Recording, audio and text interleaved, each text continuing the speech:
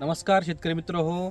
आपण आज आलो आहोत टाहाकरी या गावामध्ये. तर आपल्यासोबत शेतकरी मित्र आहेत हौशीराम साहेब एखंडे आणि त्यांचा जो बगीचा आहे त्या बगीच्यामध्ये आपण या ठिकाणी आलेलो आहोत. साहेब नमस्कार. ही व्हरायटी कोणती? शरद केन. आणि आपले सर्व झाडं किती आहे? 700. ओके. लागवड कधी केलेली? 2000 डिसेंबर 23 मध्ये. डिसेंबर 23 मध्ये केलेली. ओके. आणि आपण सॉइल चार्जर टेक्नॉलॉजी वापर कधी सुरू केला? पहिल्या वर्षापासूनच. पहिल्या बहारामध्ये आपण जे पोषण दिलं एसीटी वैदिकचं, तर तेव्हा आपल्याला उत्पादन किती मिळालं? 7 लाख रुपये, 7.5 लाख रुपये. आणि हे दुसरं वर्ष बरोबर. तर आपण या ठिकाणी हे बगीचा बघतोय, तर ह्या वर्षी तुम्ही प्रति झाड किती खर्च केला? प्रति झाड 300-350 रुपये.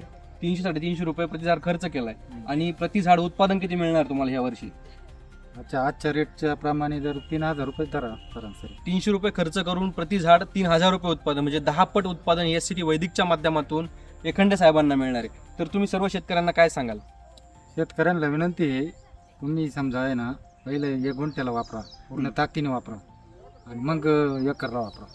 बरोबर. जर कमी वापरलं तर काय होईल? कमी वापरलं तर मग त्याच्यावर आजार येतील. बरोबर. आता झाड तंदुरुस्त असल्यावर आजार हा, येतील ना.